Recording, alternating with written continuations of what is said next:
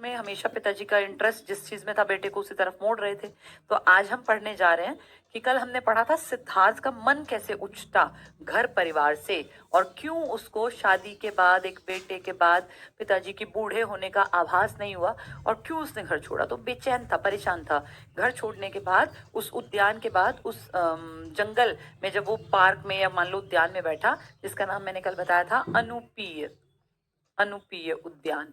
ये एग्जाम में एक नंबर में मिल सकता है। नदी कौन सी क्रॉस करके आया था? अनोमा। इसी को अणोमा भी लिख देंगे, अणोमा नदी।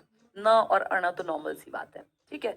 यहां से आगे जब गया तो सोचो, सबसे पहले अब मैं एक बार वापस से मैप आपको बना के दिखाऊं। हम याद करें, ये मगध था, मगध के ऊपर वज्जी था, यहाँ कौशल था, यहाँ अवंती था, छोटा सा काशी था, वत्स था, अंग था। अब तुम्हें याद आया होगा, ये सब मैंने पिछले चैप्टर में पढ़ाया।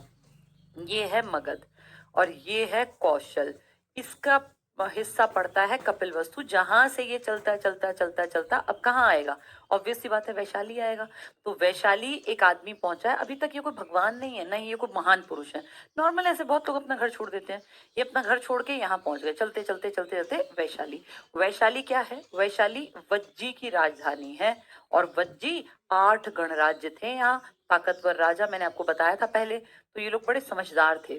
तो जब यहाँ आया तो यहाँ पूछा किसी से कि भाई, मैंने सुना है कि मगध की राजधानी राजगृह है आसपास, मुझे वहां जाना है। क्योंकि ये सबके फेमस था कि भाई सबसे बड़ा बढ़िया जो जगह है जहाँ पढ़े लिखे लोग हैं, जहाँ बड़े ज्ञानी लोग हैं, वो मगध है। मगध का तो नाम रेपो पहले से बड़ी थी। तो वैशाली में किसी ने कहा कि हमारे यहाँ भी एक बड़े अच्छे ब्राह्मण हैं, बड़े इंटेलिजेंट हैं, और उनसे आप बातचीत करो, वो बहुत ज्ञानी हैं। तो कहा कि ठीक है। अब सोचो, सर मूंड रखा है, वैसे वस्त्र पहन रखे हैं संत महात्मा टाइप के, और ढूंढते फिर रहे हैं कि मुझे कोई नॉलेज दे दे। तब आज की तरह गूगल नहीं था बेटा, ना ही कोई म्यूजिक था, ना ही कोई सैड सॉन्ग सुनने का वो होता था। तो जो दुखी है वो बस अपनी बात किसी के सामने रखना चाहता है, कुछ क्वेश्चंस पूछना चाहता है। तो यहाँ वैशाली में इनको एक टीचर मिलते हैं, लोगों ने जिनके बारे में बताया, जिनका नाम, जिन्होंने पढ़ाई कर रखी थी हमारे हिंदुओं वाली। षड दर्शन थे ना, 6 दर्शन, उसमें उन्होंने सांख्य दर्शन पढ़ रखा था, जो महर्षि कपिल का था। सांख्य दर्शन ये पढ़ा हुआ था एक आदमी ने, जिसका नाम था आलार कलाम। अब ये नंबर शुरू हो गए, एक नंबर यहाँ से आ जाएगा कुछ भी। ये पहला टीचर है महात्मा बुद्ध, अभी महात्मा बुद्ध नहीं है, सिद्धार्थ का पहला टीचर है आलार कलाम। ये बैठते हैं वज्जी में। वज्जी वैशाली जिसकी, जिसका शहर है, जिसकी राजधानी है। तो ये पहला टीचर है। सबने कहा भाई ये बड़े इंटेलिजेंट है, बड़े पहुंचे हुए सिद्ध महात्मा है, तुम यहाँ इनसे पूछ लो जो तुम्हारे डाउट्स हैं। तो इनके पास गए, कुछ दिन रहे, बातचीत की, बहुत कुछ सीखा। लेकिन लगा कि नहीं, वो बात नहीं है, वो सेटिस्फेक्शन नहीं है। जीवन, मृत्यु, आत्मा, मरता क्यों है आदमी, और क्या दोबारा आता है, क्या उसके कर्मों से उसकी लाइफ पे फर्क पड़ता है, ये सब बातें। तो कुछ हद तक पहले गुरु अलार कलाम है, लेकिन खुश नहीं था, उस तरीके से जो सोच के आया था वैसा नहीं मिला, अभी बेचैनी थी। फिर आगे बढ़े वैशाली से, अब क्या आएगा? मगध। मगध की राजधानी क्या है? राजगृह। तो अब दूसरे शहर में आ गया चलते चलते। अब मैं इसको थोड़ा रास्ता बनाती हूँ। देखो, कौशल के कपिल वस्तु में पैदा हुआ, नदी जंगल क्रॉस करके आया यहाँ। यहाँ टीचर मिला, कौन? आलार कलाम। आलार कलाम खुद क्या पढ़ा हुआ था? सांख्य दर्शन, मतलब हिंदुओं से प्रभावित था। तो ऑब्वियस सी बात है, जितनी बातें बताई होंगी महात्मा बुद्ध को, वो हिंदुओं के कल्चर से जुड़ी हुई होंगी, क्योंकि अगले ने पढ़ी वो रखा था। तो उसको कहीं ना कहीं बेचैनी थी, वो मजे वाली बात नहीं थी। तो कहा ठीक है, आगे बढ़ता हूँ। वापस वैशाली से अपना रास्ता पकड़ा, और पकड़ते पकड़ते मगध आ गया। मगध की राजधानी राजगृह। यहाँ किसी से पूछा कि भाई ये तो सबसे बड़ा महाजनपद है, बताइए कोई इंटेलिजेंट आदमी जो मेरी मन में जो एक क्वेश्चंस हैं, क्वेरीज हैं, इनको शांत कर सके। तो यहाँ एक आदमी था, रामचंद्र, रुद्रक रामचंद्र इनका पूरा नाम था। ये सेकंड गुरु बने, इनसे भी शिक्षा ली, लेकिन वो सेटिस्फेक्शन नहीं था, अभी भी बेचैनी थी कि ठीक है, गुरुजी ने बताया जीवन क्यों है, कोई जानवर क्यों बना, कोई कीड़ा क्यों बना, कोई इंसान क्यों बना, कोई अमीर क्यों, कोई गरीब क्यों, किसी को तो 2 टाइम की रोटी भी नसीब नहीं है, कोई राज कर रहा है, जैसे ये खुद ही थे, कुछ किया थोड़ी ना था जिंदगी भर, फिर भी राजपाट मिला। तो ये मन में बेचैनी थी कि ऐसा अंतर क्यों, कि एक आदमी तो पूरा दिन मेहनत करता है तब भी झोपड़ी में रहता है, सूखा खाता है, और एक आदमी मैं, जिसने कुछ भी नहीं किया, मुझे क्यों ऐसा जीवन। तो बताया कर्मों का, तो कर्म कैसे प्रभावित करते हैं, और क्या मौत के बाद दोबारा इंसान जन्म लेता है, इस तरह की बातें। ये दूसरे टीचर है। पहले टीचर आलार कलाम, ये वैशाली में, दूसरे रामचंद्र रुद्र, मगध की राजधानी राजगृह में। बेचैनी थी, ऐसा लग रहा था नहीं, बात नहीं बनी, मजा नहीं आया। ठीक है, बहुत कुछ सीखा, लेकिन जो मैं चाहता हूँ वो तो मैंने नहीं सीखा। एक्चुअली पता क्या होता है बेटा, कोई भी टीचर एक लिमिट तक सिखा सकता है। असली मेहनत बच्चे को रास्ता टीचर दिखाएगा, चलना तो खुद ही पड़ेगा ना। वो चलने की कसर अभी बाकी थी सिद्धार्थ की। तो सिद्धार्थ ने सीखा, ऐसा नहीं कि सीखा नहीं, अलार कलाम से सीखा, रामचंद्र रुद्रक से सीखा, लेकिन वो सेल्फ पे काम नहीं किया। अब यहाँ से बोले कि नहीं, यहाँ भी बात नहीं बनी, आगे जाता हूँ। अब इनका रास्ता देखना, अब मैं इसको सिर्फ और सिर्फ उन वो सब नहीं बनाऊंगी, मेन चीज बनाती हूँ। ये कौशल से निकले थे, कौशल से निकले तो फिर कहाँ आए, कपिल वस्तु से निकल के ये आए थे सबसे पहले वैशाली में। वैशाली में पहला टीचर मिला, वैशाली वज्जी की राजधानी। फिर आगे चले मगध, राजगृह। राजगृह में भी इनको शांति नहीं मिली, मन में वो एक था ना सेटिस्फेक्शन, वो नहीं था। तो कहा नहीं, बात नहीं बनी, आगे जाऊंगा। यहाँ से आगे चले, अब यहाँ से आगे इधर नहीं गए, अवंती वगैरह नहीं गए, यहाँ से आगे एक और जगह थी उरुवेला। ये छोटी छोटी जगह थी। हमने सिर्फ 16 महाजनपद पढ़े, वो तो बड़े बड़े थे, लेकिन जनपद भी तो थे बहुत सारे, इलाके जो महाजनपद से छोटे थे तो बहुत सारे थे। तो एक जनपद में गए, नाम था उरुवेला। उरुवेला में गांव वालों से पूछा कि भाई ऐसे ऐसे मैं ज्ञान की खोज में निकला हूँ, और क्या यहाँ पे कोई इस तरह के लोग हैं जो ज्ञान की बातें करते हों और जो थोड़े समझदार हों, जो गृहस्थ ना हो। बताया हाँ, हमारे गाँव के बाहर ऐसे छप्पर से डाल के कुटिया बना के कुछ लड़के रहते हैं, कुछ मतलब योगी टाइप के लोग रहते हैं। तो वहाँ ये गए उरुवेला में, नदी के किनारे देखा तो वहाँ 5 ब्राह्मण थे जो सुबह उठ के मेडिटेशन करते, योगा करते, पूरे दिन जो है मंत्रोच्चारण करते। तो उसको लगा कि हाँ ये ग्रुप ठीक है भाई, मैं भी चाहता हूँ लाइफ के बारे में जानना, ये 5 भी तो मेडिटेशन योगा करके लाइफ ही जानना चाहते हैं। तो उनके ग्रुप में शामिल हो गए। 29 साल का एक लड़का अपना एक ग्रुप बना लिया, ऑलरेडी बना हुआ ग्रुप था, ये उसमें नहीं चले गए। अब 5 आदमी वो हैं, प्लस इसमें आ गए हैं सिद्धार्थ। सब कुछ ठीक चल रहा था, सारे बैठ के डिस्कशंस करते, आपस में एक दूसरे से बातचीत करते, क्वेश्चंस करते, जिसको नॉलेज है वो बताता, जिसको डाउट है वो पूछता। तो बढ़िया ग्रुप था, अभी भी ये काम कर रहे थे, अभी नॉलेज पूरी नहीं हुई थी। 2 टीचर्स से पढ़ने के बाद अब सेल्फ स्टडी चल रही थी एक तरह से इनकी। तो 6 साल हो गए ये सब करते करते करते उरुवेला में। 6 साल बाद एक दिन बाई चांस ऐसा हुआ, सिद्धार्थ की तबीयत थोड़ी ढीली थी और 5 ब्राह्मणों ने कहा कि तुम घर रहो, हम 5 जाते हैं। अब 6 साल में कोई रोटी भी खाता होगा, खाना भी खाता होगा, ऑब्वियसली बात है, नहाता भी होगा, कपड़े भी धोता होगा, मेडिटेशन हर टाइम तो कर नहीं सकते। तो ये मानो कि नॉर्मल जीवन भी था इनका। तो उन 5 ने कहा कि भाई जो है हम खाना बनाएंगे, लकड़ियाँ ले आते हैं, जंगल से कुछ खाने पीने का सामान ले आते हैं। उस टाइम तो बेटा फलों के पेड़ थे, कुछ भी इस तरह की चीज़ें मिल जाती थी। तो कहा कि ठीक है, मेरी तबीयत खराब है, मैं यहीं रहता हूँ। यहीं रह गए, एक ऐसे छप्पर सा डाल रखा था, सर्दी गर्मी तो आती होंगी ना 6 साल में। तो बाय चांस की बात है, ये भूख लगी हुई थी इन्हें और दोस्त आए नहीं थे वापस, वो सारा खाना वाना का इंतजाम अभी कुछ भी नहीं था। उस टाइम पर लोग बड़े दानी प्रवृत्ति के थे। बाय चांस एक कोई शासन में सेनापति था कोई, उसकी बेटी थी, वो खीर बना के ले आई। जैसे गांव में खीर नहीं होती, पंडितों को खिला देते हैं, तो वो खीर बना के, और खीर बहुत बढ़िया बनाई क्योंकि भैया अच्छे अमीर घर से थी वो लड़की, बढ़िया खीर बनी हुई थी। तो उसने कहा कि आज हमारे घर प्रसाद बना था और आप ब्राह्मण हैं। अब उस टाइम पे तो बेटा जो तपस्या करता वही ब्राह्मण होता था। तो जाके उसको खीर दे दी। अब वो भूख लगी हुई है, दोस्त आए नहीं है, कब आएंगे, कब खाना बनेगा। अब भूखे आदमी को जब खाना दिख गया तो खा लेगा। तो उन्होंने वो खीर लेके, वो तो चली गई लड़की तो, लेकिन उन्होंने वो खीर खा ली। अब उसके थोड़ी देर बाद दोस्त आ गए, वो 5 ब्राह्मण। तो ब्राह्मणों ने उन्होंने कहा कि भाई हाँ खाना, बोले मैं नहीं खाऊंगा, मैंने तो खीर खा ली। बोले खीर कैसे खा ली? बोले वो ऐसे ऐसे करके वो फलां घर से लड़की आई थी, खीर ले। उन्होंने कहा अरे तुमने तो सारा सब कुछ सत्यानाश कर दिया। बोला क्यों? बोले तूने राजसी भोजन खा लिया। राजसी मतलब जो राजाओं के टाइप का भोजन है, और वो भोजन हम ब्राह्मणों के लिए नहीं है, हम नॉलेज के लिए यहाँ पे तपस्या कर रहे हैं, हमें सिर्फ रूखा सूखा खाना है। तूने जो खीर खाई उसमें घी भी था, दूध भी था। पहले ना बेटा खीर में घी डाल के बनता था, वो कंपलसरी था, कहते थे खीर अधूरी रहती थी अगर उसमें देसी घी ना हो। तो बोले तूने घी भी खा लिया, दूध भी ले लिया, तूने राजसी भोजन कर लिया, तू हमारे रहने लायक नहीं है हमारे साथ। इस छोटी सी बात पे इतने बड़ा डिस्प्यूट बन गया कि इस लड़के को, जो 6 साल से, तो ये आदमी है 29 साल का आया था, 6 साल 35 साल का आदमी हो गया। 6 साल की वो यारी दोस्ती, इकट्ठे रहना, सुख दुख सब साथ छोड़ के सबने कहा तू अलग हम अलग, और हमारे साथ तेरा उठ बैठ नहीं चलेगा। उरुवेला में ये कलेश हुआ 6 दोस्तों के बीच, 5 एक तरफ हो गए, ये अकेला। तो वो 5 ने अब यहीं पे थे, कहा कि भाई तेरा हमारा साथ नहीं रहेगा। बाद में यही आया था, ऑब्वियसली बात है, जाना भी इसी को पड़ेगा। तो यहाँ से इन्होंने अपना, उसमें कोई सामान वामान तो होता नहीं था बेटा, अपने 1-2 जोड़ी जो कपड़े थे वो, और अपना झोला वाला जो भी छोटा मोटा रहा होगा उठा के चल पड़ेंगे। ठीक है भैया, हम कहीं और तपस्या करेंगे। 6 साल तक जिनके साथ फ्रेंड्स थे, अब वो सब छूटा। यहाँ से दूसरा रास्ता पकड़ा, मैं रंग बदल देती हूँ। यहाँ से उरुवेला, यहाँ तक सब कुछ सेम था, यहाँ से रास्ता बदला। यहाँ से रास्ता बदला और कहाँ चले गए? बोध गया। बोध गया में। ठीक है, बोध गया में जाके और गांव के लोगों से पूछा यहाँ ऐसे ऐसे कोई है जो इस तरह की तपस्या, उन्होंने कहा हमारे यहाँ कोई नहीं। बोले कोई बात नहीं। पूछ लिया कि आसपास नदी है, तो बोले हाँ वहाँ एक नदी बहती है, उस नदी के किनारे जाके, निरंजना नाम था उस नदी का, उस नदी के किनारे बैठ के और अपना एक पेड़ का, पीपल का पेड़ था, उसके नीचे बैठ गए और तपस्या करने लगे। उस टाइम पे बेटा लोग अच्छे थे, भाई देख रहे हैं कोई ब्राह्मण है तो तपस्या, खाना वाना दे जाते थे, लेकिन सादा खाना खाना होता, तामसिक भोजन नहीं, जैसा वो वहाँ वो खा आए थे खीर, राजसी भोजन। तो यहाँ बैठ के पीपल के पेड़ के नीचे निरंजना नदी के किनारे तो बैठ के तपस्या करने लगे। 7 दिन पूरे बीत गए, 8 दिन हो गए थे, 8वां दिन था और बाय चांस बैसाख पूर्णिमा का दिन था। बैसाख मतलब महीने का, और वैशाख जिसको बोलते हैं, बैसाखी त्योहार नहीं आता, तो वैशाख का महीना पूर्णिमा का दिन था, पूरा चांद। उस दिन बाय चांस 8वें दिन तपस्या करते करते करते करते इनको ऑटोमेटिकली पता ना एकदम से ज्ञान की प्राप्ति हो गई। थोड़ा अजीब लगेगा सुन के तुम्हें, लेकिन ऐसा ही होता था। ये मत सोचो 8 दिन, 6 साल की तो तपस्या की थी ना।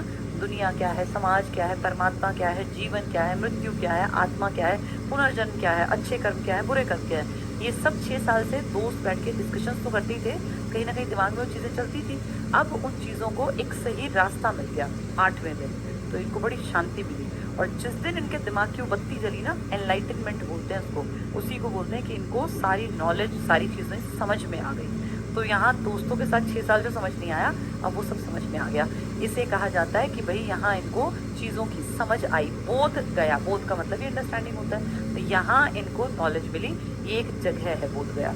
ये बहुत खुश हुए और इन्होंने कहा कि यार मेरे दोस्त तपस्या कर रहे हैं, 6 साल उनको भी हो गए, उनको नॉलेज नहीं आई थी, अभी अलग हुए 8 दिन तो हुए, तो कहा वापस जाता हूँ अपने दोस्तों को सारी नॉलेज, भाई वो भी तो हकदार है ना।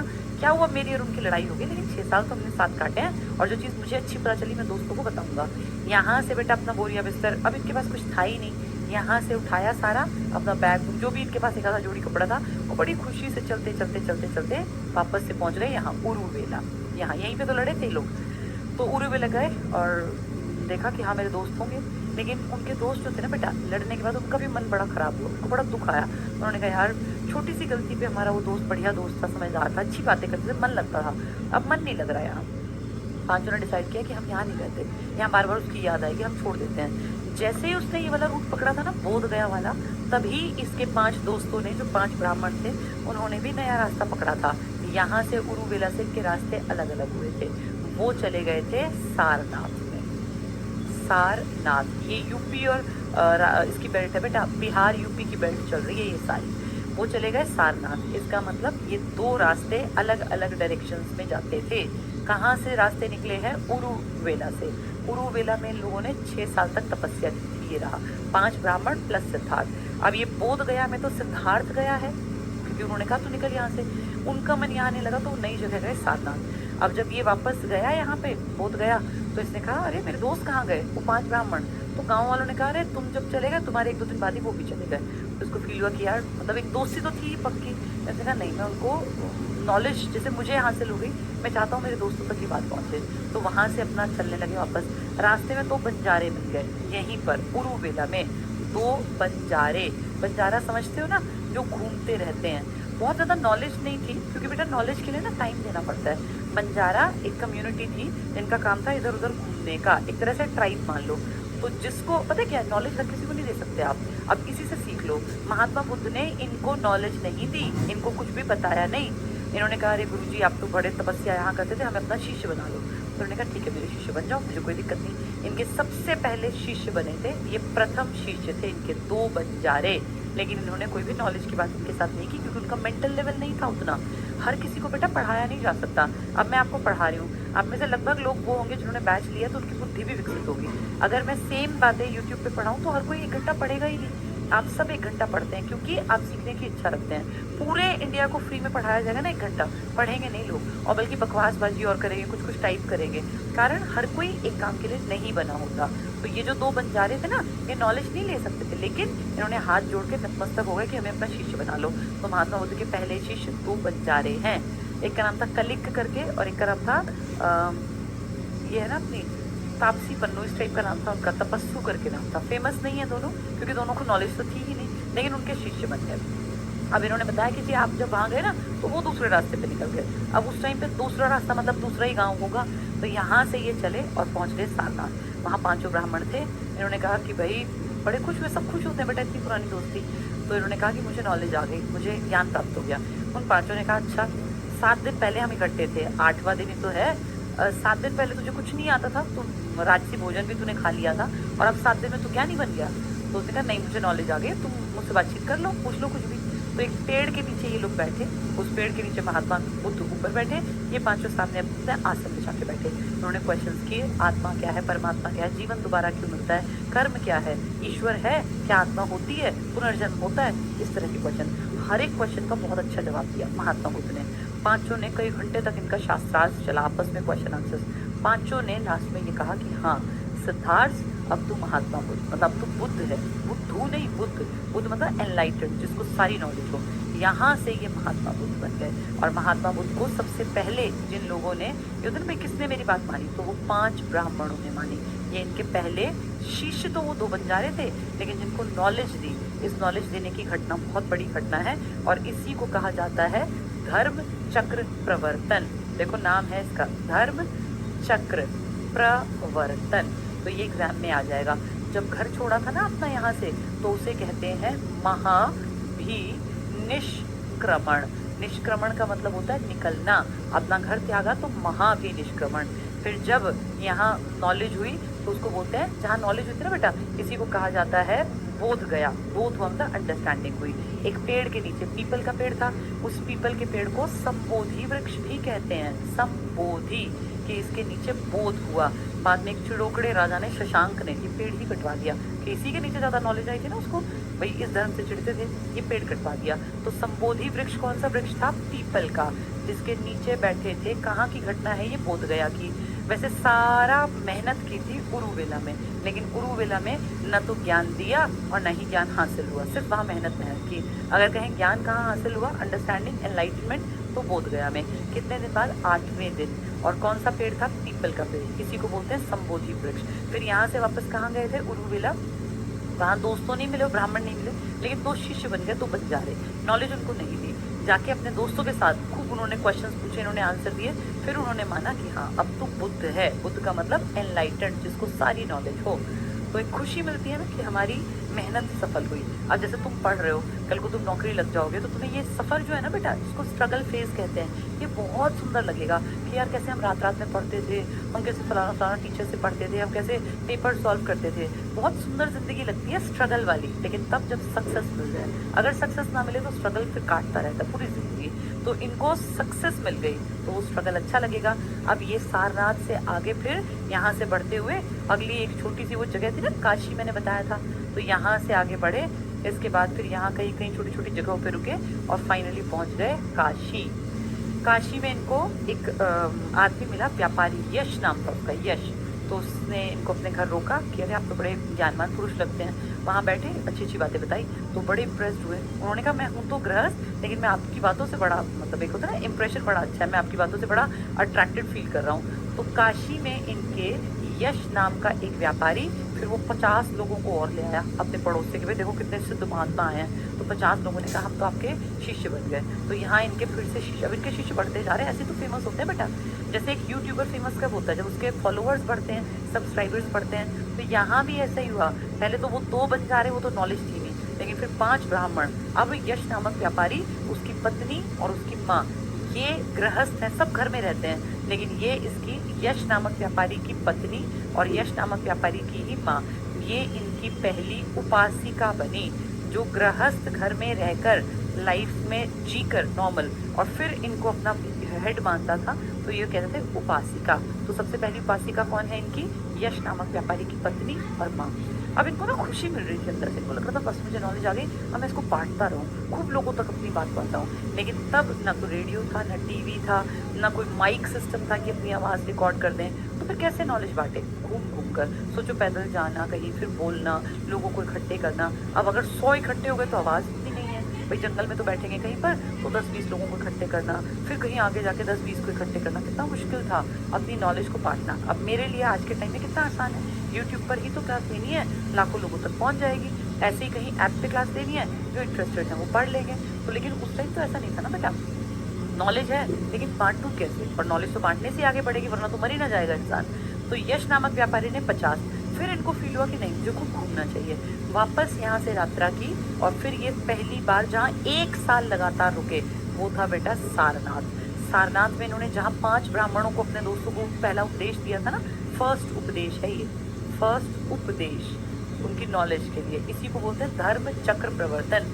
यहाँ पहली बार ये 1 साल तक रुके और ढेर लोग आते इनको रोज सुनने और इनकी बातें सुनते। आज भी ऐसा ही है इंडिया में, बस फर्क इतना आज बाबा जी थोड़े अजीबो गरीब टाइप के हैं, जो बिस्कुट नाम से विष की किट बता देते हैं, या जो कह देते हैं कि इसमें विष कूट कूट कर रहा है और 17 को 70 कैसे बनाया जाए। आजकल इस टाइप के बाबा जी हैं। ये अलग बाबा जी थे, ये थे तो बाबा जी, लेकिन ये पॉजिटिव आदमी थे, इन्होंने सारी बातें अच्छी अच्छी बताई। तो जैसे आज उन विश्वकुट वालों के करोड़ों फॉलोअर्स हैं, ऐसे इनके उस टाइम आबादी करोड़ों की नहीं थी, पर फॉलोअर्स तो बढ़ ही रहे थे। अब यहाँ से वापस सारनाथ में 1 साल रुके, फिर यहाँ से गए उरुवेला जहाँ तपस्या की थी, यहाँ रुके, फिर यहाँ से गए राजगृह, यहाँ रुके। अब यहाँ जब पहुंचे ना तो यहाँ पे राजा था बिम्बिसार। मैंने आपको कहानी सुनाई थी बाऊ जी की, BAU, पितृहत्ता वंश, अपने पिता का मर्डर करने वाला बिम्बिसार, जिसको सुनीति और दीर्घचारण नाम के इंटेलिजेंट आदमियों ने कहा था शादी ब्याह कर लो, आसपास जब कोई ताकतवर हो तो उसके पास गिफ्ट भिजवा दो। याद करो, गांधार,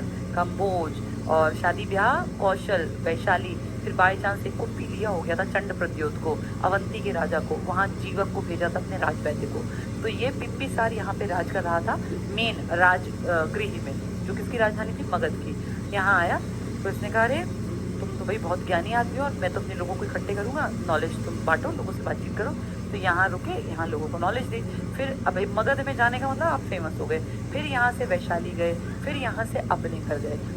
ये कौन सी जगह थी, ये कपिलवस्तु। वहाँ जाके इनकी वाइफ, इनकी मौसी, पिताजी तो गुजर गए थे शायद, और ये सब मिले इनको। सबने देखो, अब तुम इमेजिन करो, आज कोई औरत तो अपने पति को खूब गालियाँ देगी, तो इतने साल से कहाँ गायब था, 7-8 साल से गायब था जो आदमी, और अचानक से वो आ गया, वो भी संत महात्मा बन के इतने लोगों को पीछे लेके। लेकिन वो इतनी डिसेंट लेडी थी कि उन सबने हाथ जोड़े, इनकी मौसी ने भी, और उनके चरणों में बैठ गए कि हम भी आपके जो है ना संघ में शामिल होना चाहते हैं, हमें भी अपने संघ में जगह दे दो। तो उसने कहा नहीं, मैं औरतों को अपने संघ में शामिल नहीं करूँगा। भाई औरतें अगर संघ में आएंगी, क्योंकि औरतों का इस तरह से घूमना पॉसिबल नहीं है, फिर किसी भी आदमी का कैरेक्टर जो है ना वो सबसे बड़ी चीज़ होती है। औरतों को संघ में रखेंगे तो बहुत सारी तरह की और दिक्कतें आएंगी, ऐसा इन्होंने फील किया। इन्होंने कहा मौसी, आपने मुझे पाल पोस के बड़ा किया, आपका हक है मेरे ऊपर, लेकिन मैं संघ में आपको एंट्री नहीं दिलवा पाऊंगा, मुझे माफ़ करो। नहीं तो ये जो मैं चाह रहा हूँ ना भाई, कल को मैं तो मरूंगा, मैं तो नाशवान शरीर है, लेकिन मैं चाहता हूँ ये संघ जो है मेरी बातों को, जो मुझे बड़ी मुश्किल से तपस्या करके नॉलेज मिली, वो पीढ़ी दर पीढ़ी आगे बढ़ता रहे। तो फिर इसने वापसी की यात्रा की यहाँ से, फिर ऐसे घूमते घूमते घूमते घूमते हर जगह घूमते रहे। अब इसी सीरीज में एक दिन जब ये वज्जी की राजधानी वैशाली में थे, तो इनको एक डाकू मिला, जिसकी कहानी आपने 4th-5वीं क्लास में पढ़ी हुई है, जिसका नाम था अंगुलीमाल डाकू। याद आया होगा बहुत सारे लोगों को।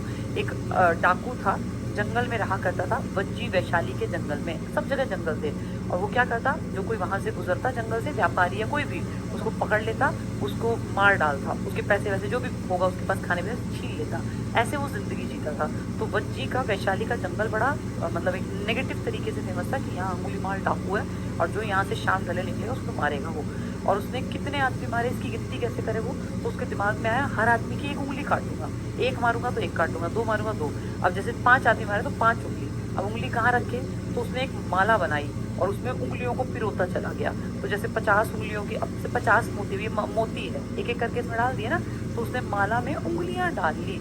तो एक माला पहले पहनी, 20 आदमी मार दिए, फिर बड़ी माला 50 आदमी, 50 उंगलियां, फिर 100 उंगलियां, ऐसे इतनी ढेर माला है उसके गले में। अगर सोचा जाए तो कैसा आदमी था, भाई एक लिविंग आदमी की उंगली मार के काट ली, तो वो सोचो सड़ जाएगी ना, मांस ही तो है, उसमें मक्खी भी बैठेगी, उसमें मच्छर भी बैठेगा। लेकिन अभी कहते हैं सच की कहानी है। तो इस डाकू को जो देखता कहता अंगुली माल की, ये जो ना अंगुली पहन के रखता है आदमियों की। तो एक बार कहते हैं महात्मा बुद्ध यहाँ शाम ढले निकले, तो पीछे से अंगुली माल डाकू ने आवाज़ दी कि रुक जा, तो ये रुके ही नहीं, चलते गए। तो उसने फिर कहा रुक जा, नहीं रुके। काफ़ी मतलब जैसे 2-4 बार बोलने के बाद ये गुस्से में आ गया, भैया डाकू है तो उसको तो रोज का काम है आदमी मारने का। ये तुरंत से उसको बोला रुकता है कि नहीं, तो बहुत शांति से पीछे मुड़े, देखा तो मुस्कुरा के बोले मैं तो रुक गया, तू कब रुकेगा। इस एक लाइन ने कहते हैं अंगुलीमाल का मन बदल दिया।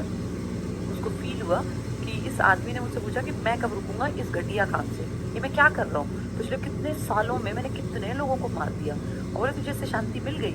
और तू देख क्या काम कर रहा है। कहते हैं अंगुलीमाल इनके पैरों में पड़ गया और उसके बाद अंगुलीमाल डाकू जो था उंगलियां काटने वाला, ये बिल्कुल शांत प्रकृति का एक अच्छा आदमी बन गया। तो महात्मा बुद्ध ने बिना किसी हथियार के, बिना किसी राजा के अस्त्र शस्त्रों के, सेना के, अकेले ने एक डाकू को सिर्फ जबान से सुधार दिया। तो लोग इनकी पूजा करने लग गए। इन्होंने कहा मैं ईश्वर नहीं हूँ, मैं भगवान नहीं हूँ, न मेरी पूजा करो, न ही मुझे कुछ अलग मानो, ना ब्राह्मणों की आंख बंद करके बातें मानो। तुम लोग अपनी जिंदगी को बेहतर बनाओ, सब लोग कुछ बेसिक बातों को समझ लो। तो सबने कहा भी क्या? तो बोले जिंदगी में ना 4 बातें हमेशा याद रखनी है तुम्हें। हर जगह बैठते यही बात करते। चलो पहले एक बार यहाँ तक लाती हूँ, फिर इसकी शिक्षाओं की बात करेंगे। तो इनकी वैशाली में इनकी मुलाकात हुई थी अंगुलीमाल से। अब वैशाली में ऐसे घूमते घूमते जब ये लोग थे तो इनकी मौसी, जब ये अपने घर जा रहे थे ना, पहली बार एक इम्पॉर्टेंट इंसिडेंट रह गया। जब ये अपने घर जा रहे थे तो वो कौन सी नदी थी? अनोमा। और कौन सी जगह थी वो? अनुपीय उद्यान। उसमें ये रुके थोड़ी देर। कहते हर आदमी जब सक्सेसफुल हो जाता है तो जहाँ जहाँ उसने स्ट्रगल किया, जहाँ उसका मन दुखी होता था, वो परेशान होकर सोचता था, बैठता तो वहाँ जाके उसको अच्छा लगता है कि मैं यहाँ रुका था। तो 7 दिन तक वहीं रुके थे ना उस उद्यान में, वापस गए उस उद्यान में और वहीं पेड़ के नीचे बैठे और याद किया कि कैसे मेरा मन 2 तरफ भाग रहा था। एक मन कह रहा था कि क्यों बूढ़े बाप को दुखी कर रहा है, किसके भरोसे 1 साल के बच्चे को छोड़ आया, अपनी पत्नी को किसके भरोसे छोड़ के आ गया। और एक मेरा मन था कि वापस चला जाऊं, लेकिन दूसरे मन ने कहा नहीं, जिंदगी अलग है। बच्चे तो सबके पल जाते हैं, घर भी सबके चल जाते हैं, अगर मैं मर जाऊंगा तो भी तो घर चलेगा ना। और मेरी आत्मा ने कहा कि आगे चल अलग रास्ते पे, इसीलिए आज मैं यहाँ हूँ। तो वहाँ उसी जंगल में, उसी पेड़ के पास एक यंग लड़का लेटा था। इनको फील हुआ ये तो मैं ही हूँ। मतलब इतने साल बाद जैसे मैं कभी घर छोड़ के ऐसे आया था बाल मुंडवा के, ऐसे एक लड़का था। इन्होंने उससे बातचीत की और वो लड़का इनको बहुत अच्छा लगा। उसने कहा मैं आपका शिष्य बनना चाहता हूँ। बोले ठीक है। और कितनी अच्छी बात है ना, देखो उस जगह मिला था ना वो लड़का, वही इनका फेवरेट शिष्य बन गया।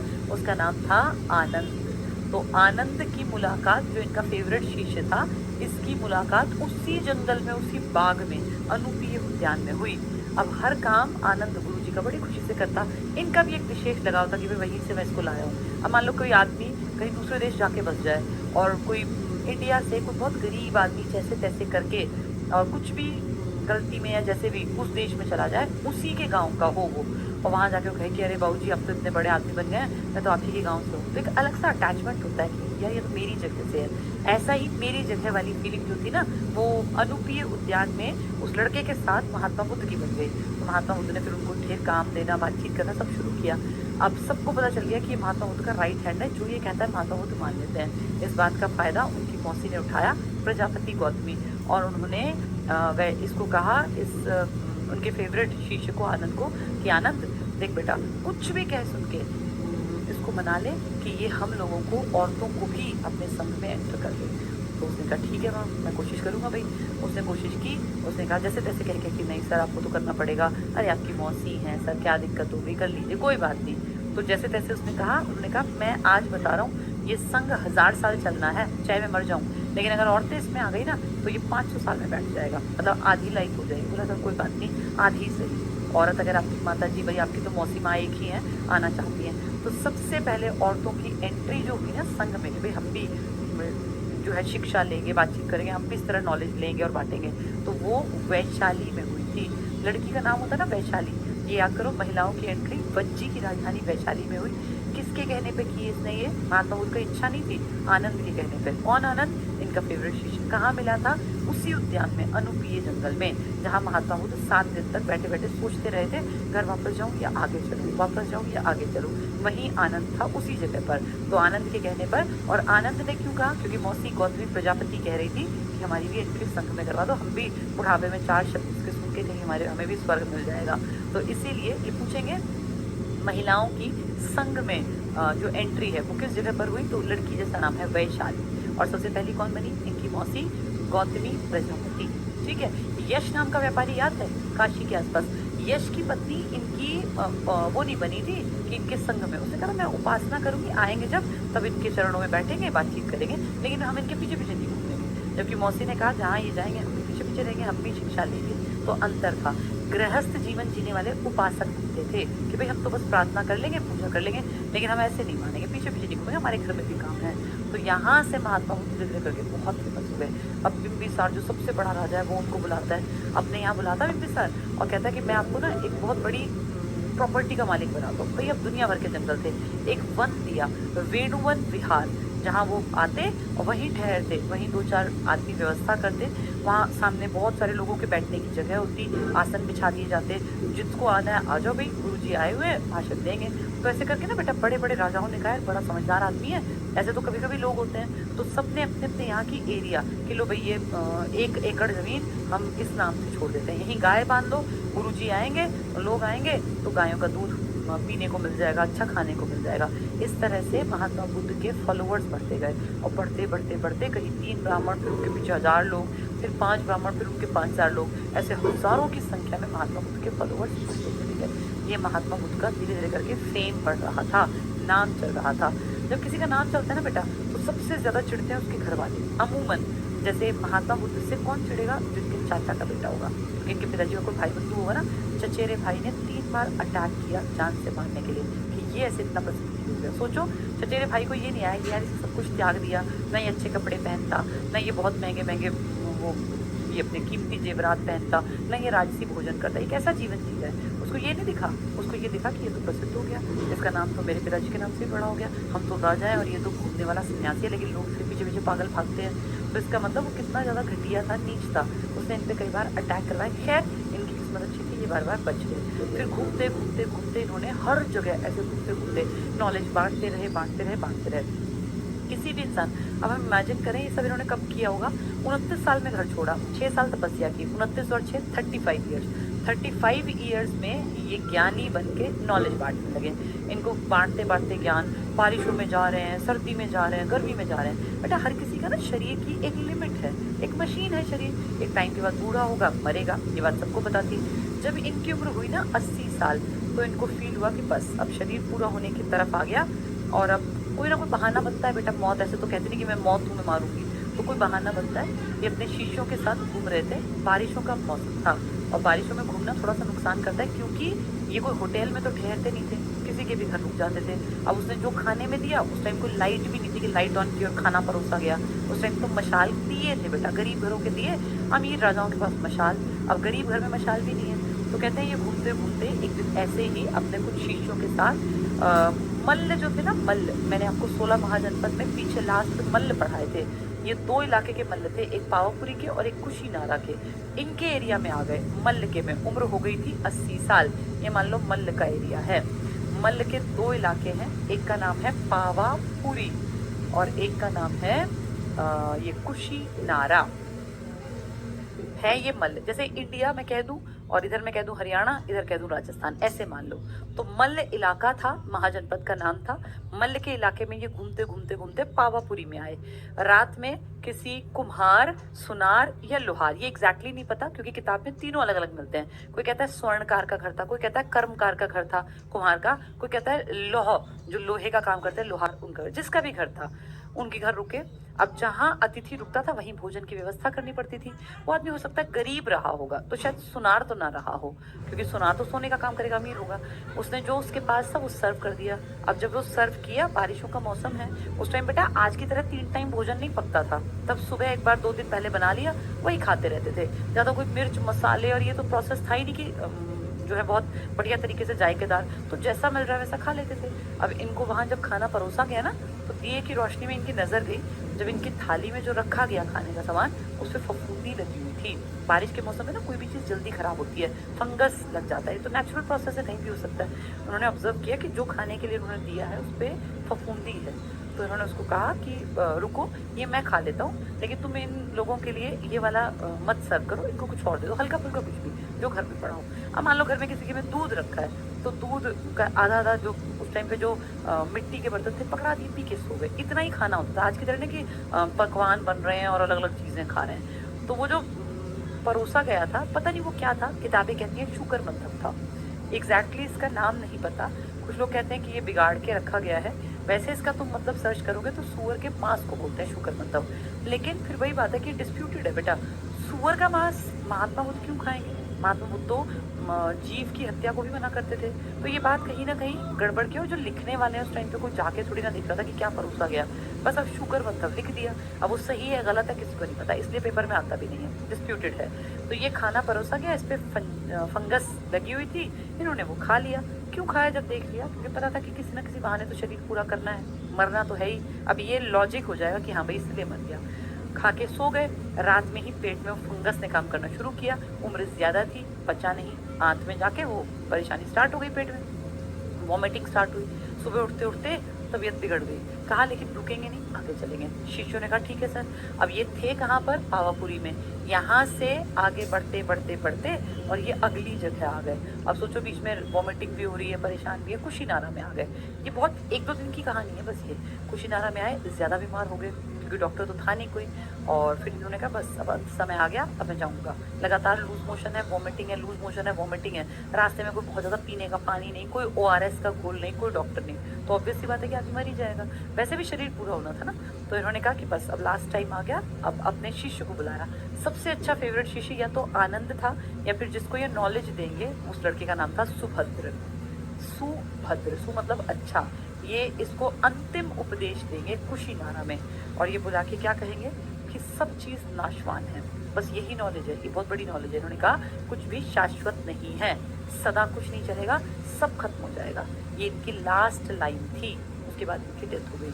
उस सुभद्र ने ये बात सबको बताई कि लास्ट मैसेज, अंतिम मैसेज दिया है कि सब कुछ खत्म होगा, कुछ भी शाश्वत नहीं है, सदा कुछ नहीं रहेगा। तुम्हारा फेम, तुम्हारा नेम, तुम्हारी काबिलियत, तुम्हारी योग्यता, तुम्हारा सुंदर रूप, तुम्हारे गुण, तुम्हारी हाइट, तुम्हारी हेल्थ, सब कुछ एक दिन नष्ट हो जाएगा। और रियलिटी भी है। रतन टाटा चले गए ना, सबको दुख है, नाम बहुत बड़ा था, सब लोग उसको बड़ा प्रेज कर रहे हैं। लेकिन कितने साल बेटा, आज से 3 महीने बाद मैं पूछूंगी तुम कितना रतन टाटा जी को याद करते हो? कोई भी याद नहीं करता होगा। यानी हर चीज़ समय के साथ फीकी पड़ जाएगी। जब रतन टाटा जैसा इतना ज़्यादा जिसने काम किया मानवता के लिए, इतनी मोटी कमाई का बड़ा हिस्सा दान किया, जिसने ज़िंदगी में शादी भी नहीं की, कोई परिवार नहीं था, उसका नाम भी कुछ दिन बाद फेड हो जाएगा। इसका मतलब हर चीज़ खत्म हो जाती है ना। ये कितनी बड़ी शिक्षा दी थी। इससे क्या सीखें कि हम भी इस चीज़ को याद रखें कि कुछ भी सदा नहीं रहेगा। आज तुम जहाँ हो, जैसे हो, अगर परेशान हो, दुखी हो, तो ये सदा तो नहीं रहना, ये दुख चला जाएगा। तुम देखते हो दूसरा बड़ा खुशी से जीवन जी रहा है, कुछ साल बाद तुम देखना उसकी लाइफ में भी डाउन टाइम आएगा। सबका आता है बेटा। लाइफ का मतलब ही ये है, कभी आप ऊपर हैं, कभी आप नीचे हैं, कभी फिर ऊपर है, फिर नीचे हैं। उस नीचे वाले टाइम में आपको पेशेंस रखना होता है और ऊपर वाले टाइम में अपने ऊपर कंट्रोल, कि मुझे ये नहीं सोचना है कि मैं ही मैं हूँ, क्योंकि मेरा डाउन टाइम जब आएगा तो मुझे किसी की भी मदद की ज़रूरत पड़ सकती है। तो ये चीज़ें ऐसे ही नहीं है, ये महात्मा बुद्ध ने उस टाइम पर बता दी थी। अब इनकी डेथ हो गई। अंतिम संस्कार का जो भी प्रोसेस रहा होगा, जो इनकी अस्थियां बच गई, हड्डियां बच गई, तो कहा कि भाई हड्डियां, अस्थियां का क्या करें? तो बोले बांट लो। कौन बांटेगा? बोले भाई इतने बड़े आदमी थे, इनकी तरफ के दादा का हक बनता है, जिनका ये खून था उनका तो हक बनता ही है। आ गए उस तरफ के लोग, पता चलते कि भाई ऐसे ऐसे मर गए वो। तो बोले भाई हमारे यहाँ का लड़का था और हमारा इस पे हक है। बोले ठीक है, लेकिन आपके यहाँ एक उम्र के बाद निकल गया था, 29 तक तो रहा, उसके बाद तो अलग जगह गया। तो फिर नाना ने कहा भाई हमारा भी वंश था, हमारी बेटी का बेटा था ये, तो हमारी बेटी का हक बनता है ना हमारा भी। नाना भी आ गए, यानी नाना की तरफ के लोग आ गए। इनके अंतिम जो शरीर के जो बच गए ना अस्थियां, उनको लेने के लिए। भाई हमारे लिए प्राउड की बात है, हमारा देवता था ये। तो नाना की तरफ के लोग आए, कोलिए गांव के थे, ये राम गांव की कन्या नहीं थी कोलिए, और शाक्य वाले आ गए। फिर जहाँ इन्होंने डेथ हुई थी इनकी, मल्ल, उन्होंने कहा अरे हमारी तो भूमि पावन हो गई, यहाँ भगवान ने अपना प्राण त्याग दिए, तो हमारी तो भूमि का बड़ा हुआ और हम तो हकदार हैं, नहीं तो भगवान क्यों यहाँ प्राण त्यागते। वो कहने लगे हमें भी चाहिए इनकी अस्थि का जो अंश बच गया। फिर जहाँ तपस्या की थी, उन्होंने कहा हमारे यहाँ भी तपस्या की थी, हमें भी चाहिए। फिर ऐसे कर करके जहाँ पहला उपदेश, सब आ गए, 8 जगह से लोग आ गए, 8। और उन 8 ने दावा किया कि भाई हमें दो, हमें दो, हमें दो। तो अस्थियों का बंटवारा हुआ, जो बच गया शेष थोड़ा सा, उसका बंटवारा हुआ और 8 अपने अपने एरिया में ले गए। और उन्हीं 8 ने फिर जा जाके उन्हीं अस्थियों को एक जगह रख के उसके ऊपर ऐसा टॉम्ब टाइप बना दिया। जैसे मान लो यहाँ कोई एक छोटी सी पैर की हड्डी है, इसके ऊपर रख के इसको ऐसे रखिए तो कुत्ता उत्ता खा जाएगा, तो इसके ऊपर ऐसा स्ट्रक्चर बना दिया टॉम्ब टाइप का। इसमें सब में पत्थर लगा, ये तुम्हें दिख रहा है, रियलिटी में इस पे पत्थर लगा है। बेटा मेरी ड्राइंग खराब है, लेकिन तुम्हें एक आइडिया देने के लिए बस मैं ऐसे कर रही हूँ। ये अंदर है, ये दिखेगा नहीं तुम्हें, तो पत्थर लगा दिए। इसको बोलने लग गए ये स्तूप है। तो स्तूप के अंदर महात्मा बुद्ध की शरीर का अवशेष है। इसकी पूजा करेंगे, सब आएंगे, जैसे हम नहीं करते, मंदिर है जहाँ हाथ जोड़ते हैं, ऐसे स्तूप की पूजा होने लग गई। तो महात्मा बुद्ध की डेथ के बाद इनके शरीर के जो बची हुई अस्थियां थी उसका 8 जगह बंटवारा हुआ। महात्मा बुद्ध चले गए, लेकिन जाने से पहले उन्होंने एक बहुत बढ़िया काम कर दिया था। उन्होंने अपनी नॉलेज जो उनके पास थी उसको बांट दिया था। कैसे? उन्होंने अपने संघ, आज के स्कूल मान लो, ये बना दिए थे। अब नॉलेज कैसे बांटे बेटा? नॉलेज बांटने के लिए कुछ जगह होनी चाहिए ना जहाँ लोग आएंगे। चलो, महात्मा बुद्ध एक आदमी है, 80 साल तक कितना घूमेगा? जितना घूमे उसमें 10,000 20,000 लोगों को उपदेश दिया होगा, माइक तो था नहीं, कितना कोई बोलेगा, कहाँ तक आवाज ले जाएगा? 10-20 हज़ार को, 30,000 को, 50,000 को, लेकिन आबादी तो बहुत बड़ी है, तो फिर सबको मैसेज कैसे दे? तो उनके दिमाग में आया कि मैं अकेला नहीं कर सकता इस काम को करने के लिए मुझे अपना एक इंस्टीट्यूट बनाना पड़ेगा जहाँ मैं कुछ लोगों को तैयार करूंगा, नॉलेज दूंगा, फिर उनको सिखाऊंगा कि तुम्हें कैसे आगे नॉलेज लेनी है, एक तरह से टीचर्स तैयार करूंगा। तो इन्होंने बेटा संघ बनाया। इस संघ में अपने कुछ तैयार कर लिए और उनको कहा कि तुम्हें तैयार करने हैं, अब जैसे मैंने तुम्हें तैयार किया तुम अगली पीढ़ी को तैयार करो। फिर उनमें से कुछ लोग भिक्षु बन गए, वो बाहर जाएंगे, वो घूम घूम के हमारी बातों को दुनिया जहां में फैला देंगे। यानी अब ये एक होता है ना, मिशन के साथ काम कर रहे थे। तो ये बना दिए गए संघ। अब इस संघ में एंट्री के लिए कुछ शर्तें थी। ये शर्तें क्या थी? संघ में कोई भी इंसान अपनी मर्जी से आ सकता था, बशर्ते उसकी उम्र कम से कम हो 14 साल। 14 साल से कम का बच्चा संघ में आ गया तो वो क्या ही सीखेगा और क्या ही सिखाएगा। संघ के तो मेन लोगों को था कि तुम पहले सीखो और फिर बाहर जाके सिखाओ। तो इसका मतलब उम्र तो होनी चाहिए, 4 साल का बच्चा थोड़ी ना सीख के सिखा सकता है। तो कम से कम उम्र कितनी थी? 14 साल। यहाँ 5 साल तक शिक्षा ग्रहण करनी पड़ती थी। 5 साल पढ़ाना कैसे, सिखाना कैसे, ये सिखाते थे। कैसे अच्छी बातें बताओगे, लोगों से जाके बात कैसे करोगे, कन्विंस कैसे करोगे, कैसे उनको मन में ये डालोगे कि तुम जो बोल रहे हो वो ठीक है, वो महात्मा बुद्ध की बात है। क्योंकि उस टाइम बेटा कोई यूट्यूब तो था नहीं कि क्लास देख ले कोई। तो महात्मा बुद्ध ने लगभग 19 साल, मान लो 19 साल से कम का कोई भी भिक्षु नहीं बन सकता था। यहाँ आने के वक्त पे मर्जी थी अपनी, लेकिन जाने में अपनी मर्जी नहीं थी। यहाँ एंट्री गेट पर बाहर शर्तें लिखी हुई थी। अगर कोई 14 साल से पहले यहाँ आना चाहता है तो अपने बड़े भाई या अपने पिता की आज्ञा लेकर आना, और यहाँ अपने भाई या पिता को लाना। वो बात करके जाएंगे कि जी हम आज्ञा देते हैं, हमारा ये 12 साल का लड़का है, इसको भिक्षु बनना है, फिर हम उसको रख लेंगे। अपने आप से आओगे तो हम यहाँ नहीं रखेंगे। तो यहाँ संघ में एंट्री के नियम बड़े टफ थे। कोई भी आदमी जिसने कोई हत्या कर रखी है, जो कि मान लो इस तरह का है कि सैनिक है या कोई चोरी करने वाला है, किसी ने कोई गड़बड़ कर रखी है, ऐसे आदमी को, जिसने ऋण ले रखा है, पैसे उधार, ऐसों को हम अपने यहाँ एंट्री नहीं देंगे। हमारे यहाँ साफ सुथरे, सच्चे, अच्छे, ईमानदार लोगों को एंट्री मिलेगी। एक बार एंटर हो गए ना, दोबारा बाहर भी नहीं निकलने देंगे, फिर तुम रोना चीखना रहोगे अंदर ही। तो बड़ा टफ था, इसलिए हर कोई आता भी नहीं था। आधे लोग आते, वो नियम पढ़ते और भाग जाते कि भैया हम, अगर हमारा मन नहीं लगा तो मन नहीं लगा का ऑप्शन नहीं है। जैसे आज बिग बॉस हाउस है ना, बिग बॉस हाउस में जो चला गया वो वहाँ बंद हो जाता है उस घर में, फिर उसका मन ना लगे वो रोए धोए कुछ करे, बाहर नहीं निकालते। सेम ऐसे ही यहाँ था कि भैया यहाँ एक बार आ गए तो आ गए। यहाँ बेटा इन्होंने अपने वो शिष्य तैयार किए जिन्होंने बाहर जाके इनकी बातों को बड़े लेवल पे फैलाया। आज जैसे कोई भी चीज़ वायरल कब होती है? मान लीजिए किसी ने कोई बात बोली, वो बात एक चैनल ने डाली, उसको देख के 10 चैनल्स ने और डाला, सबके व्यूवर्स अलग अलग हैं। मान लो अब हम राहुल गांधी का एग्जाम्पल लें, राहुल गांधी ने जलेबी के ऊपर एक बात बोली, तो वो बात वहीं दब भी सकती थी, लेकिन वो एक चैनल ने डाली, उसको देख के दूसरे ने, दूसरे तीसरे चौथे, हर किसी के व्यूवर्स अलग, किसी के 10 लाख, किसी के 5 लाख, किसी के 20 लाख, किसी के 50 लाख, उतने लोगों तक फैल गई, हो गई वायरल। लेकिन इस टाइम पे वायरल होने का ऑप्शन नहीं था, कोई सोशल मीडिया नहीं था। तो क्या करते थे कि भैया शिष्य तैयार करो अपने, उनको शिक्षा दीक्षा दो 5 साल, फिर वही जा जाके अपनी बातों को एक तरह से फैलाएंगे। तब वायरल करने का ये तरीका था। तो ये बौद्ध का संघ बन गया। इस संघ में पहले सिर्फ आदमी थे, लेकिन बाद में संघ में एंट्री वैशाली में महिलाओं की भी होने लगी। किसके कहने पर? महात्मा बुद्ध ने बिना मन के भी हाँ कही थी, क्योंकि जिद पर अड़ गया था उनका फेवरेट शिष्य आनंद, और उनकी मौसी ने आनंद को उकसाया था कि तू इससे कह के हमारी एंट्री करवा दे। तो गौतमी प्रजापति इनकी मौसी पहली थी जिनकी एंट्री हुई थी वैशाली में बौद्ध संघ में महिलाओं के लिए। ठीक है, ये बेसिक बातें हैं बेटा। अब इसकी शिक्षाओं की अगर बात करें तो बहुत छोटा सा आज बताती हूँ, एक्सप्लेन कर करूँगी। इन्होंने 4 बातें बहुत अच्छी कही जो आज 2024 में और जिंदगी भर, जब तक जिंदगी चलेगी तब तक यूजफुल होगी। ये 4 बातें तुम्हारे ऊपर भी सही हैं, बिल्कुल फिट है। मैंने फील किया था, मेरे ऊपर भी, सबके ऊपर लागू होती है बेटा।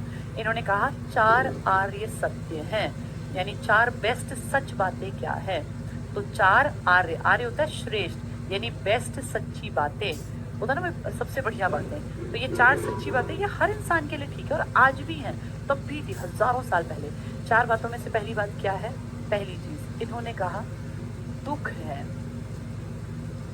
तुम और मैं भी मानते हैं हाँ दुःख है, किसी का हस्बैंड नहीं है दुःख है, किसी के घर में बच्चे नहीं हैं दुःख है, कोई भूख से मर रहा है दुःख है, किसी को बहुत भयानक बीमारी है दुःख है, किसी के पिताजी का एक्सीडेंट हो गया दुःख है, किसी की माताजी को कैंसर है दुःख है, किसी पत्नी की नहीं निभ रही है दुःख है। बहुत सारे दुःख है ना धरती पर। तो किसी को पैसों का दुःख है, किसी को हेल्थ का दुःख है, किसी को रिलेशंस का दुःख है, कोई इमोशनली बहुत परेशान है। तो दुःख तो है, हम सब मानते हैं, इसमें तुम ये नहीं कह सकते नहीं जी दुःख नहीं है, दुःख तो है ही, इसे हम भाग थोड़ी ना सकते हैं। दूसरा इसने कहा दुःख है, फिर दुःख का कारण है। ये भी बिल्कुल सच बात है, बिना बात तो कोई दुखी नहीं होगा। या कोई बहुत सब कुछ है उसके पास, सारे रिलेशंस अच्छे हैं, परिवार अच्छा, सब कुछ अच्छा है, और वो बैठ जाए कि आज तो दुखी होना चाहिए मुझे। ऐसा तो कोई भी पागल नहीं है ना बेटा। दुख का कारण है क्या? कुछ लोग फिर भी दुखी रहते हैं सब कुछ होने के बावजूद। दुख का कारण है, ये कारण जानते हो क्या है? ज्ञान की कमी। हमारे मन में अगर ईर्ष्या है, तुम्हारे किसी दोस्त का सिलेक्शन हो गया, तुम्हारा नहीं हुआ, मन में ईर्ष्या ह्यूमन नेचर है, आएगी। इसका हो गया, मैं रह गया, ये ईर्ष्या। अगर तुम्हारे अंदर बुद्धि नहीं है ना, तो ये तुम्हारे मन पे कंट्रोल कर लेगी। अगर तुम्हारे अंदर बुद्धि है, यार ईश्वर तो देख ही रहा था, इसने मुझसे ज़्यादा मेहनत की होगी, कोई बात नहीं, मेरा भी होगा, नेक्स्ट टाइम में होगा। ये है जलन को ठीक कर लेना।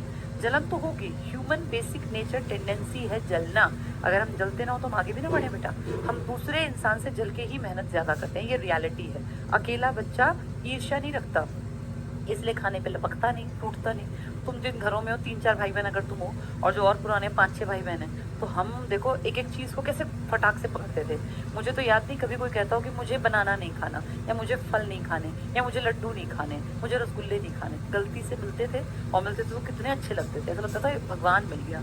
आज अगर देखें एक सिंगल चाइल्ड है, माँ अलग सामान ला रही है ऑफिस से, पिताजी अलग, बच्चे का इंटरेस्ट नहीं है, घर में भरा पड़ा उसका, उसको कुछ भी अच्छा नहीं लगता, क्योंकि प्रतिस्पर्धा नहीं है, कंपटीशन नहीं है, ईर्ष्या नहीं है। तो उसने कहा दुख है, सब मान गए। दुख का कारण है क्या?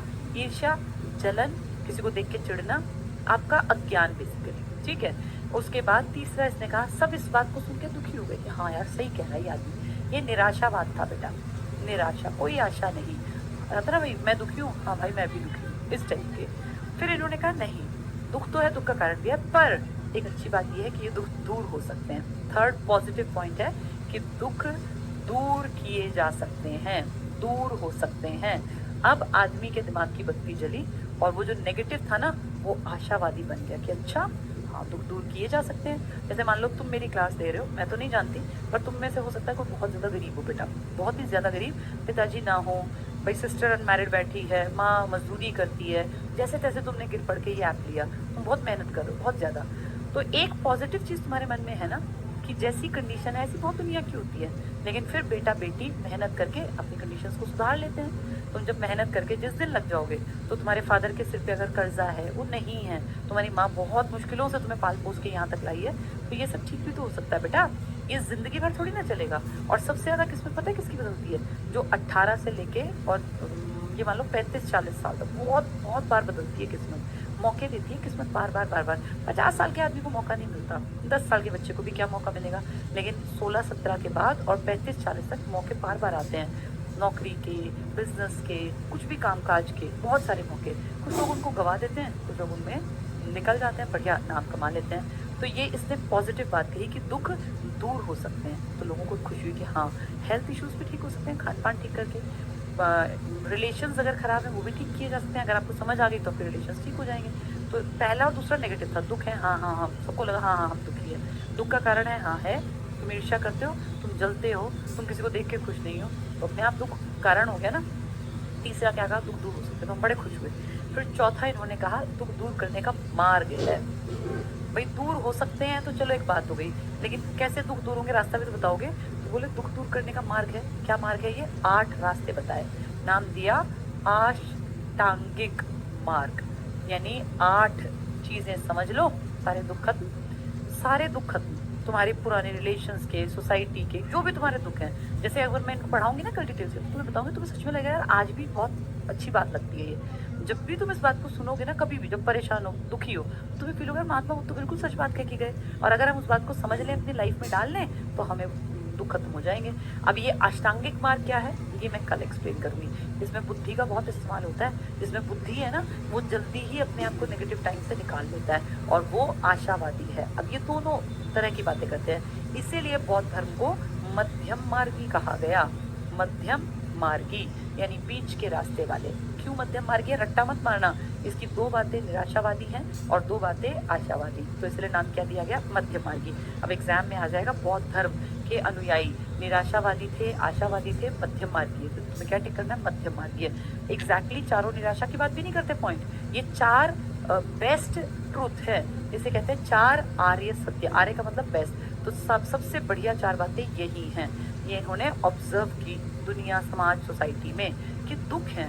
अब देखो बूढ़ा इन्होंने देखा दुखी था, इन्होंने मौत देखी दुखी था, लेकिन दुख के कारण भी तो है ना। वो जो घर वाले पीछे रो रहे थे, वो क्यों रो रहे थे? क्योंकि उनको था कि ये आदमी मर गया, मर गया तो अब हमारे घर में कमा के कौन लाएगा, अब ऐसा कैसे होगा, अब घर कौन संभालेगा, ये दुख का कारण।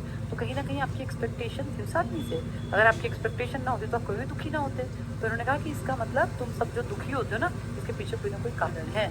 फिर बताया दुख दूर करने का रास्ता अष्टांगिक मार्ग पकड़ लो, सब ठीक होगा। तो ये चार आर्य सत्य हैं महात्मा बुद्ध के लिए।